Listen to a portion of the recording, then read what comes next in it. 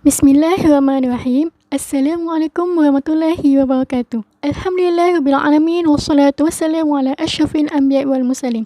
Salam sejahtera kepada semua para hadirin dan panel kita yang kita kasih sekalian.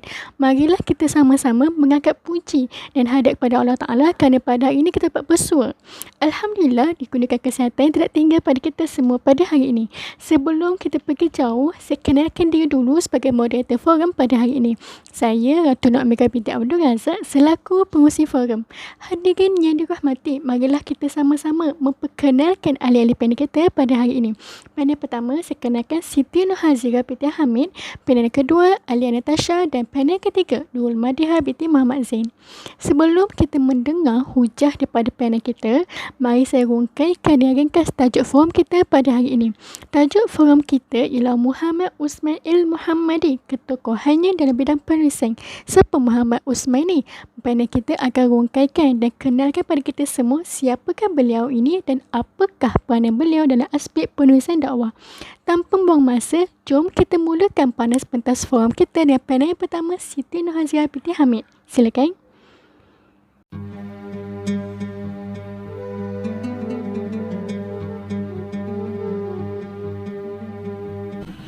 A'udzubillahiminasyaitanirrajim. Bismillahirrahmanirrahim.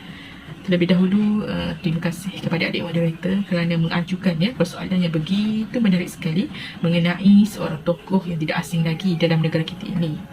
Beliau ialah Dr. Muhammad Uthman Al-Muhammadi yang mana merupakan seorang tokoh pemikir Islam yang banyak menyumbangkan jasa dan pengorbanan dalam bidang penulisan dan juga dakwah.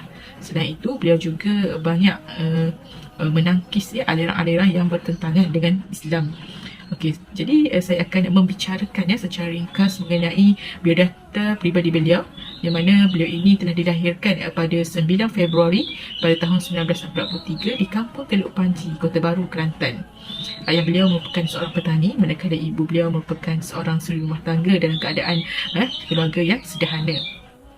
Beliau kemudian telah mendirikan rumah tangga bersama pasangan pilihan hatinya, iaitu Mariam binti Husin, dan telah dikurniakan zuriat seramai 12 orang.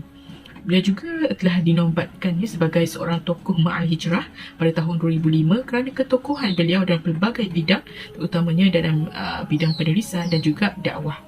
Beliau akhirnya telah menghembuskan nafasnya yang terakhir pada 25 Mac 2013 ketika beliau berusia 78 tahun kerana serangan jantung.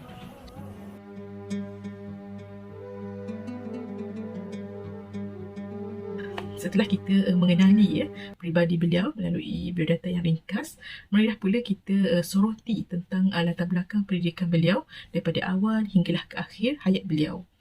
Dr. Muhammad Uthman Al-Muhammadi ini telah mendapat pendidikan awal di Sekolah Melayu sebelum memasuki Special Malay Class di Sekolah Sultan Ismail, yang mana kemudiannya dinaik taraf sebagai maktab Sultan Ismail, iaitu Sultan Ismail College hinggalah ke tingkatan 5. Beliau ni kemudian telah mengambil Higher School Certificate, iaitu HSC, di Maktab Sultan Abdul Hamid atau lebih dikenali sebagai College Sultan Abdul Hamid KSAH di Kedah. Pada tahun 1963, beliau telah kemudiannya melanjutkan pelajarannya dalam peringkat sarjana muda di Fakulti Pengajian Islam di Universiti Malaya dan meneruskan pengajian di universiti berkenaan sehinggalah ke peringkat sarjana sambil bekerja sebagai tutor di situ pada tahun 1969. Kemudian pada tahun 1973, beliau telah memutuskan untuk berhenti menjadi pensyarah di Universiti Malaya dan kembali ke kampung halamannya di Kelantan untuk memberi fokus pada minatnya, iaitu menulis dan menulis buku-buku agama sambil berdakwah ke jalan Allah SWT. Jadi Dr. Muhammad Uthman ini terus diberi pengiktirafan melalui anugerah ijazah doktor persuratan terhormat, iaitu DLITT, daripada Universiti Sains Malaysia pada tahun 1995. Kerana apa? Kerana usaha dan pengorbanannya dalam penulisan yang berkesyumul dalam pemikiran Islam serta gerakan dakwah di negara ini. Setelah itu beliau telah menerima gelaran ijazah kehormat Dr. Falsafah, iaitu PhD di Universiti Utara Malaysia. Dr. Muhammad Uthman ini pernah dilantik sebagai fellow kehormat di Institut Kefahaman Islam Malaysia, IKIM, Ya, sejak 1995 hinggalah ke tahun 2008. Walau bagaimanapun, beliau pelantikan tersebut telah disambung kembali pada tahun 2010 ketika itu. Ya. Jawatan terakhir yang disandang oleh beliau ialah Fellow Amat Utama Akademik Istat di Universiti Antarabangsa Malaysia UIAM. Ya. Dan juga ahli lembaga pemegang amanah Yayasan Karyawan dan juga pensyarah sambilan di peringkat ijazah sarjana muda dalam perbandingan agama di Universiti Teknologi Mara di UiTM. Ya. Beliau telah meninggal pada tahun 2013 di mana ketika itu umat Islam di negara ini masih dahagakan curahan ilmu daripada tokoh yang menolak idea pluralisme dan juga idealisme ini. Sesungguhnya jasa beliau ini begitu besar, amat besar, kerana jasa ini pasti dikenang sampai bila-bila lebih-lebih lagi melalui hasil tangan beliau, sama ada dalam bentuk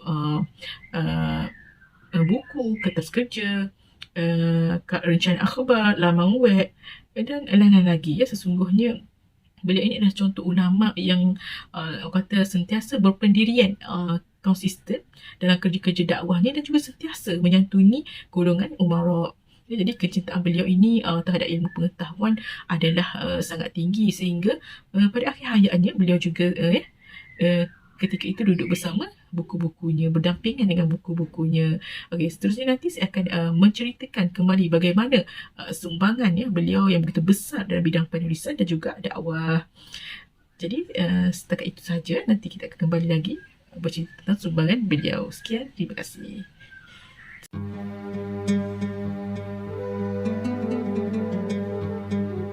Bismillahirrahmanirrahim. Terima kasih kepada adik moderator kerana menjemput saya sekali lagi untuk membicarakan tentang sumbangan dan jasa Dr. Muhammad Othman Al-Muhammadi ini dalam bidang dakwah dan juga penulisan.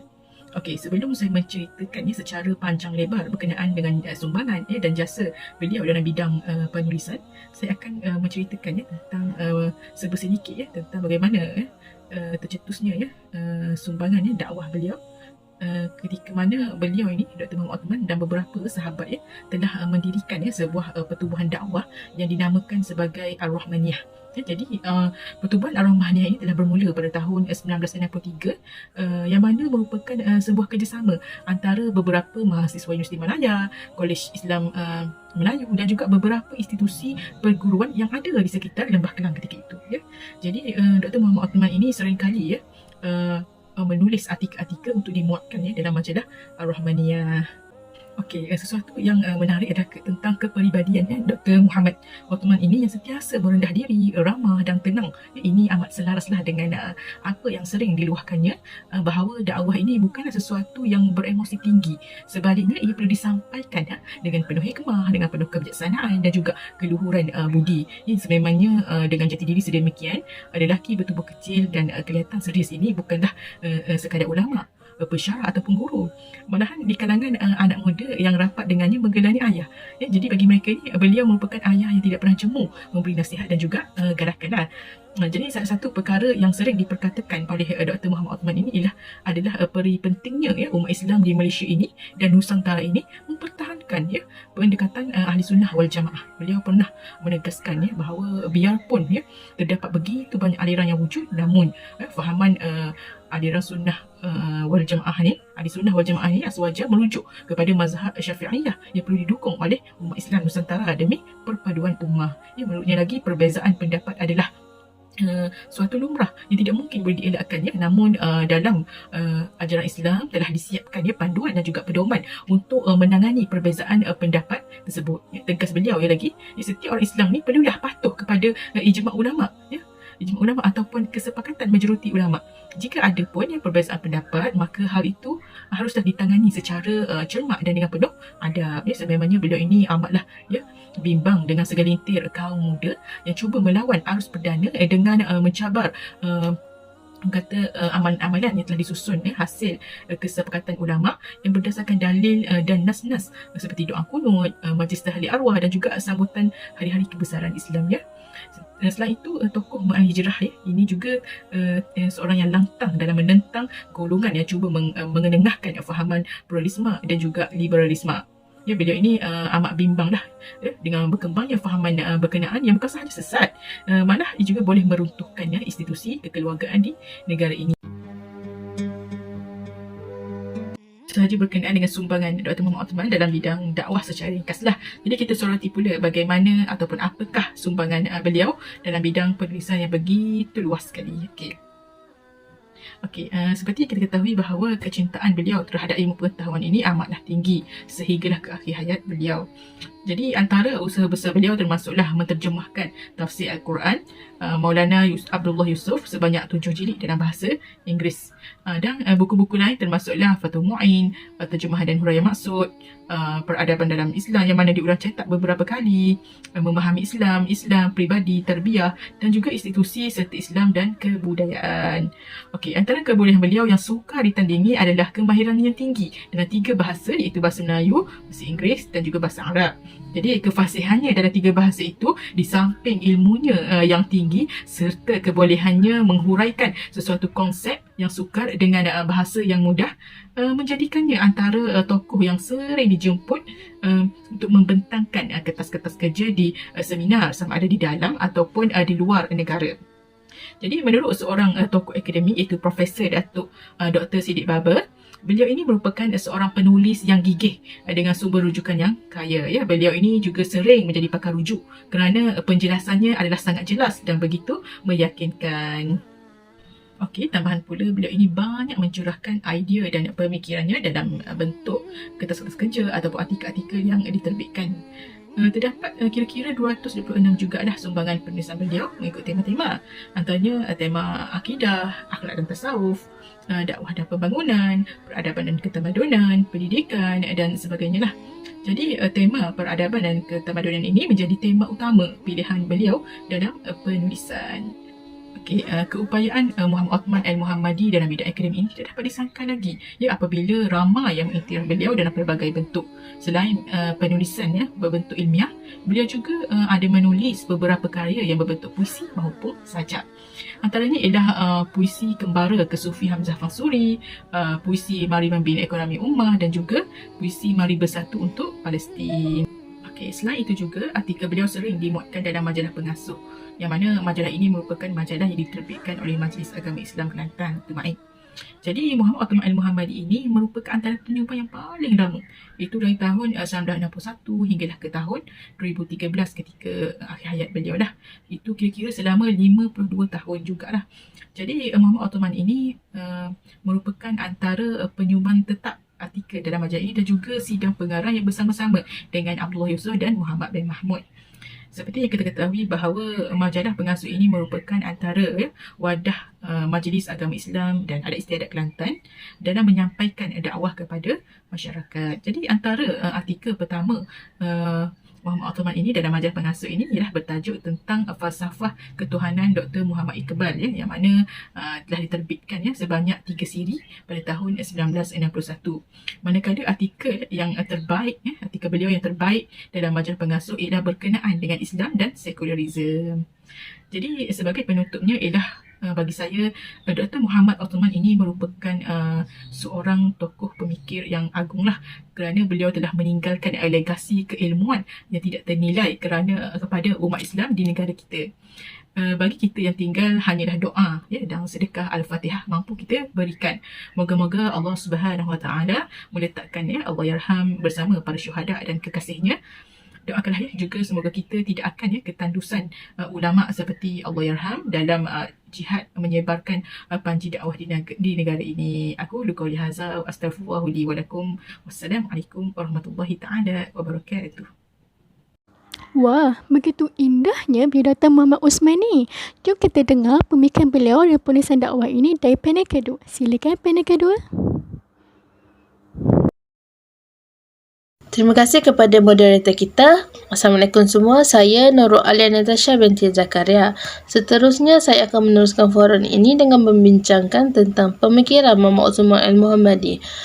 Menurut Abdul Razak, Muhammad Uthman Al-Muhammadi juga turut memberi sepenuh perhatian kepada fahaman Ahlussunnah wal Jamaah dari segi faham ilmu maupun daripada pandangan hidup beliau. Hal ini jelas terbukti apabila beliau banyak terlibat dalam program yang berbentuk ceramah, pembentangan kertas kerja maupun dalam penulisan karya-karya beliau yang menumpukan kepada perbincangan mengenai topik. Hasil penulisan Muhammad Uthman Al-Muhammadi memperlihatkan wawasan penulisan beliau terhadap masyarakat Melayu Sunni terutama di Malaysia yang berseragam dalam akidah dengan berdasarkan kepada ajaran Imam Abu Hasan Asy'ari, hukum syarak dan pelaksanaannya berpandukan kepada mazhab Syafi'i. Di samping itu, kerangka intelektual dan budaya berpandukan kepada wacana Ibn Khaldun dalam kitab Al-Muqaddimah serta kehidupan kerohanian dan akhlak berasaskan kepada huraian-huraian Imam Al-Ghazali. Sumbangan kepakaran keilmuan Muhammad Uthman Al-Muhammadi disalurkan menerusi pelbagai kegiatan pendakwahan, penulisan, pengajaran dan penerbitan yang merangkumi bidang-bidang utama beliau.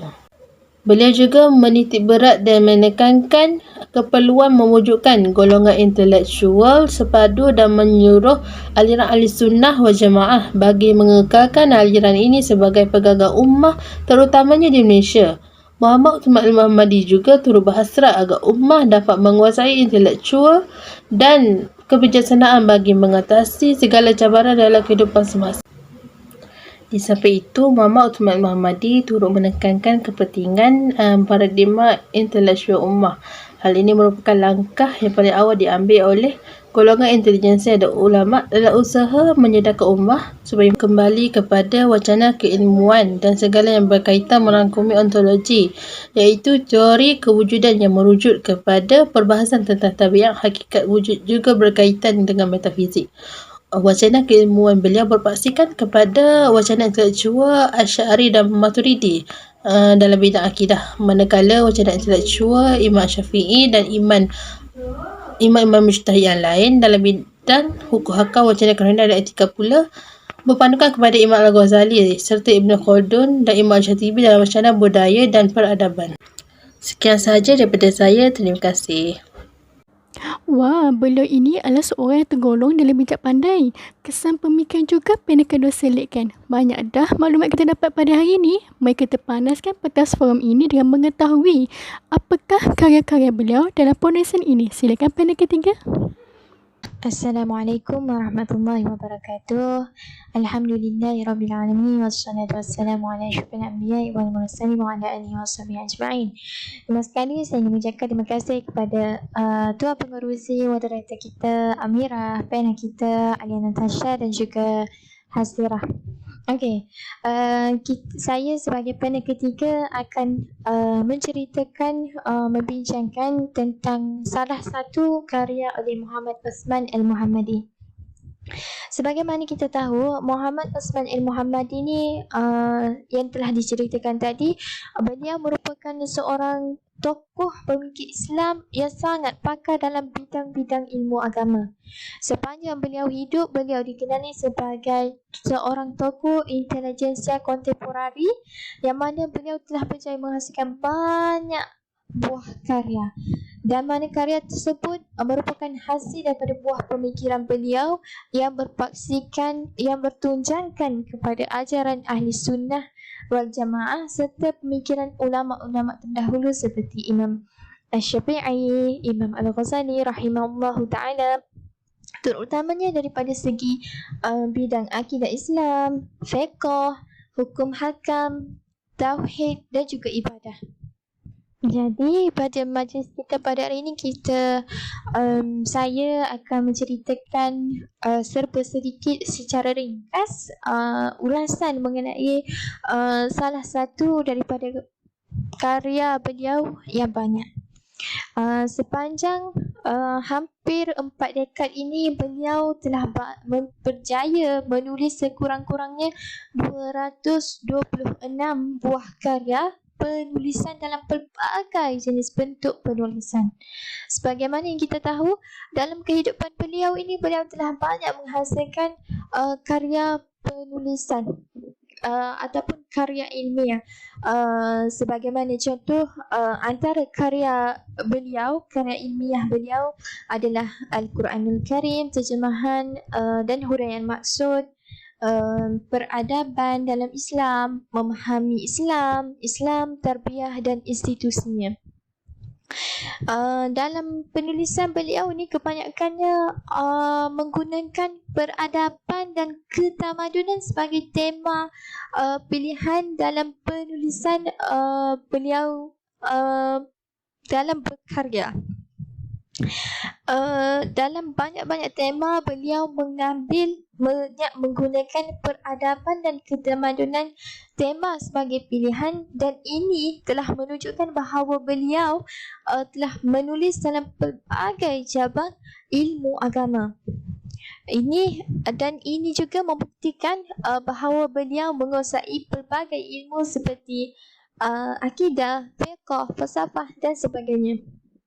Beliau ini, Muhammad Uthman Al-Muhammadi, telah bukan sahaja menghasilkan karya berbentuk ilmiah, malahan beliau juga berjaya menghasilkan beberapa karya yang mana ia berbentuk puisi dan sajak. Dan antara karya puisi dan sajak beliau ialah puisi Kembara Kesufi Hamzah Fansuri, yang mana ini dideklamasikan di seminar tentang Hamzah Fansuri di Indonesia pada tahun 2002. Seterusnya, sebuah lagu merdu dari Tunis, Here I Stand, dan Malam Ampang Merdeka Putrajaya 2004. Di sini kita dapat lihat beliau bukan sahaja menghasilkan karya penulisan berbentuk ilmiah, malah juga beliau telah berjaya menghasilkan karya berbentuk puisi dan sajak. Dan ini telah membuktikan beliau telah menguasai banyak cabang ilmu agama, dan oleh kerana itu beliau mampu menghasilkan pelbagai karya dalam pelbagai bidang. Okey, ada 4 sifat utama, iaitu al-hikmah, kebijaksanaan, asy-syaja'ah, keberanian, pengawasan ke atas keinginan dan nafsu, al-'ifah, pertimbangan dan keadilan, al-adalah. Jadi keempat sifat ini, sifat utama ini sangat memainkan peranan yang begitu penting dalam diri insan. Yang mana sifat al-hikmah ini, sifat al-hikmah yang pertama tadi membuktikan kesempurnaan akal insan atau manusia itu sendiri. Manakala sifat yang kedua, asy-syaja'ah, sifat berani menampilkan kepribadian insan, seorang manusia yang bersifat keperwiraan. Manakala sifat yang ketiga, sifat al-'ifah, menyempurnakan sifat insan itu dari segi keseimbangan terhadap keinginan yang diinginnya, yang akhirnya dapat melahirkan kebaikan pada dirinya. Manakala sifat yang keempat, sifat al-adalah ataupun pertimbangan, merupakan pertimbangan keseluruhan bagi insan tersebut, yang mana ianya meliputi 3 sifat utama berkenaan. Dengan pendek kata bahawa penjagaan yang seimbang tiga sifat utama ini akan melahirkan sifat utama, iaitu keadilan ataupun al-adalah. Okey, manakala pada bab terakhir dalam buku karya beliau ini, ianya menceritakan perkaitan antara hubungan sifat-sifat utama tadi dengan sifat-sifat kemuliaan pada diri manusia itu sendiri. Pada bab yang terakhir ini diperincikan dengan lebih lagi berkaitan sifat-sifat utama, sebagaimana yang telah diceritakan secara ringkas tadi pada bab yang kedua tadi. Pada bab yang terakhir ini beliau mengemukakan secara lebih detail, lebih spesifik lagi mengenai sifat-sifat utama yang telah diceritakan pada bab kedua tadi, kepada pecahan ataupun kepada sak-sak sifat kecil yang terlahir daripada sifat-sifat utama tadi, sama ada pecahan sifat tersebut melahirkan sifat kemuliaan pada diri manusia itu sendiri, ataupun sifat itu melawan sifat itu lawan bagi diri manusia itu sendiri. Tapi dalam perbahasan kita kali ini perlunya perincian yang lebih bagi para pembaca supaya lebih jelas dan faham bagaimana untuk menghadapi era baru yang moden ini dengan memastikan 4 sifat utama tadi yang perlu ada pada diri manusia itu supaya menjadi sebati dalam diri manusia. Bahkan perlu dibincangkan secara praktikal lagi untuk bagaimana kita sebagai manusia ni dalam menanam sifat utama bagi melahirkan sub ataupun pecahan sifat-sifat utama tadi pada diri manusia tu. Jadi secara kesimpulannya buku ini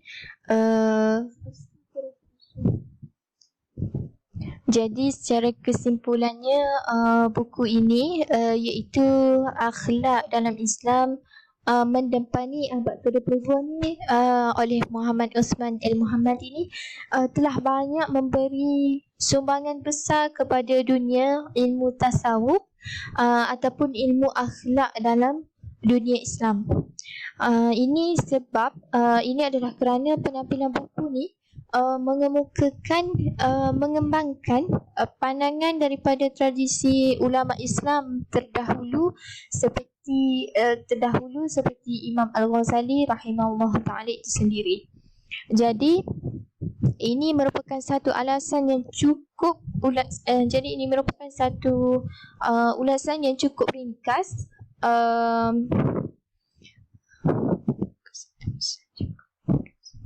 Jadi ini merupakan satu ulasan yang cukup ringkas oleh kerana kita kesutukan masa mengenai salah satu karya oleh Muhammad Osman Al-Muhammadi. Jadi di sini secara kasarnya saya akan menyimpulkan bahawa buku ni kita dapat simpulkan bahawa buku karya Muhammad Osman Al-Muhammadi ini Akhlak dalam Islam mendepani abad ke-22 ini membahaskan mengenai kejadian manusia serta sifat-sifatnya, sifat-sifat utamanya serta cabang-cabang yang telah dipecahkan daripada sifat-sifat utama tadi. Jadi manakala secara halus kita lihat ini, kita dapat melihat bahawa kita dapat simpulkan bahawa ini menceritakan mengenai asal usul. Jadi secara halusnya kita dapat menyimpulkan bahawa ini menceritakan mengenai asal usul kejadian manusia, apa sifat utama yang perlu ada pada diri seorang manusia itu, serta cabang-cabang sifat yang perlu ada pada diri manusia itu sendiri. Jadi di sini kita dapat lihat bahawa beliau Muhammad Osman Al-Muhammadi telah berjaya menghasilkan banyak buah karya yang mana ia memberikan sumbangan yang besar dalam dunia Islam itu sendiri.